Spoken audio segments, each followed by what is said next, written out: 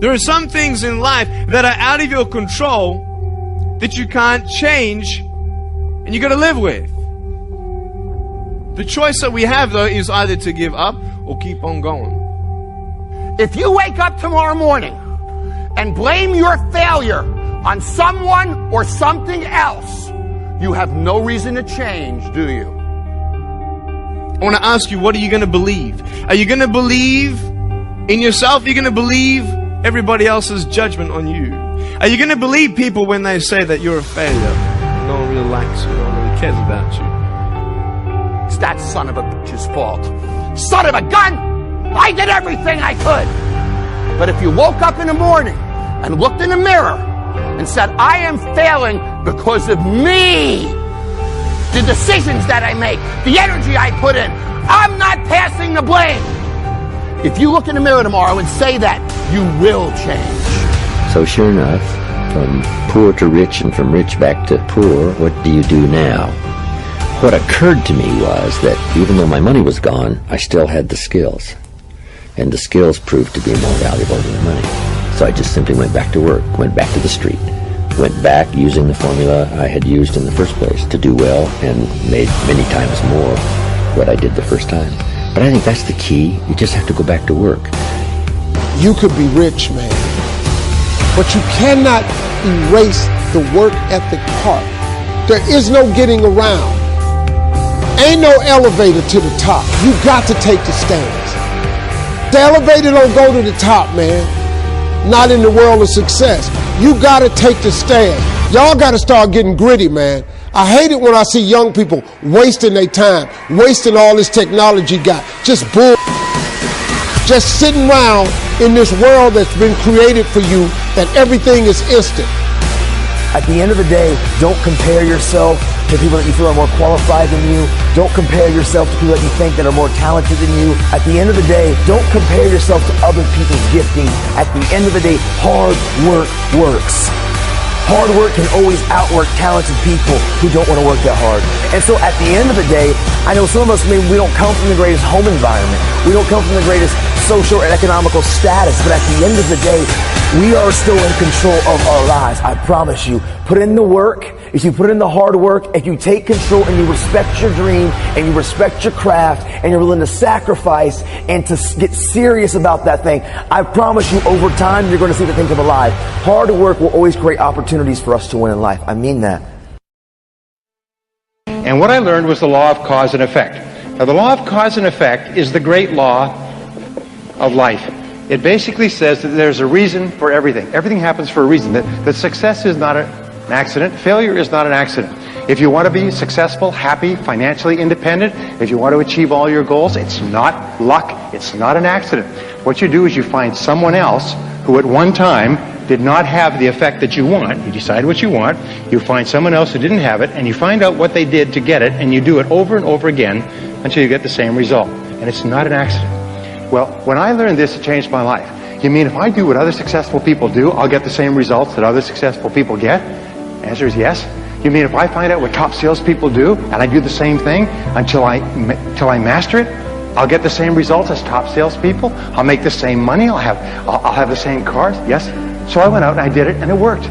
The law of cause and effect is what changed my life. And by the way, I've been in many different businesses now. I've consulted for more than 500 companies over the years, over the last 20 years. And in every case, I ask them, how does your business work? What are the cause and effect relationships? And where's it strong? Where's it weak? What's working? What's not working? Where are the places where we can gain advantage? Where are the places where we're losing money, and so on? And they think it's miraculous when I come in with this advice, which I charge them a lot of money for. Okay, so what I learned was this, is that there is a mental application. By the way, of all physical laws, there's mental applications. This is more important than anything else. It's that thoughts are causes. Thoughts are causes, and conditions are effects. Thoughts are causes. Oops. Thoughts are causes, and conditions are effects. That means your thoughts create the effects of your life. Is that your thought is creative. You're almost like a magician in your own life. You create your world by the way you think. And the interesting thing is, it's not the way you thought yesterday or the way you might think tomorrow. It's the way you think at this minute, at this moment. It's the way you think in the now. that determines your life. And your thoughts are constantly creating your world on a forward basis.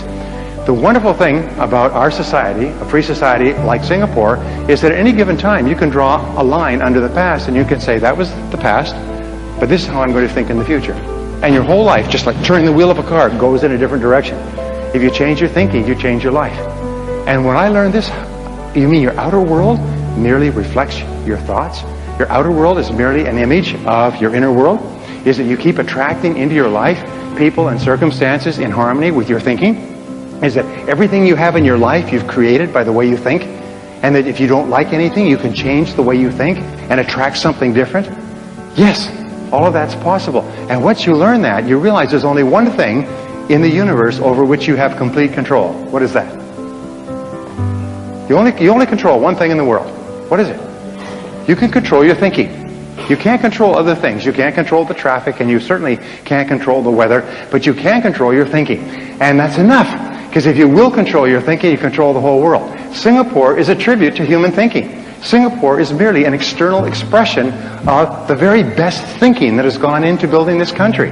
This country is based on mind power. It's the most amazing thing. Look at these beautiful hotels and convention centers and office buildings. I mean, these are mental. These were mental before they were physical. Are you with me so far?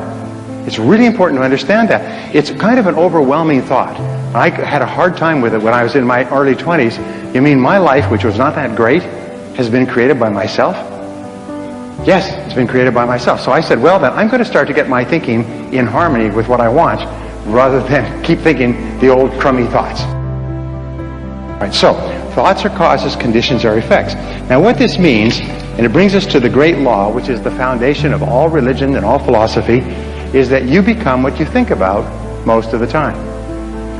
You become what you think about most of the time. This is the underlying principle of all religions, all philosophy, all psychology, all success, all metaphysics.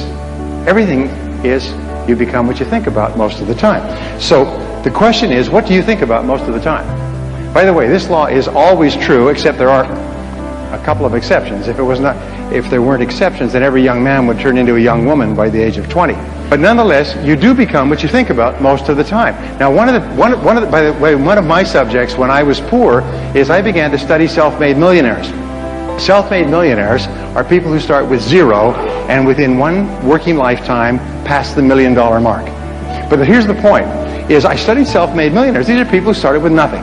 They started with no money and maybe limited education. Sometimes they were brand new immigrants. Sometimes they couldn't speak the language, and they made more than $1 million. So tens of thousands of them have been studied over the years to find out what they do differently. And wouldn't that be a good thing to know, by the way? Say yes.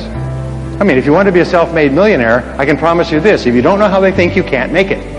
In other words, if you want to go somewhere but you don't have a map, you can't get there. So I began to study them, and I found, what do you think self-made millionaires think about most of the time? They think about becoming financially independent. Because financial independence to them is very important. They want to reach the point where they don't have to worry about money. After that, they will spend. What do you think poor people think about all the time? They think about how little money they have and think about spending everything they have. And everything they can borrow or put on credit cards. So self-made millionaires are always thinking in terms of financial independence. Poor people are always thinking about how poor they are. Now, if you want to become a self-made millionaire, starting point is begin thinking about financial independence. And I'll talk about this in just a second. So, go back to my question. What is it that successful people think about most of the time? Come on, this is real simple, but it's really important. What do they think about most of the time? Success? You're right. They think about what they want most of the time and how to get it. Now, these are the two turning points in your life. Think about what you want and how to get it. What is it that you really, really want, and how do you get it?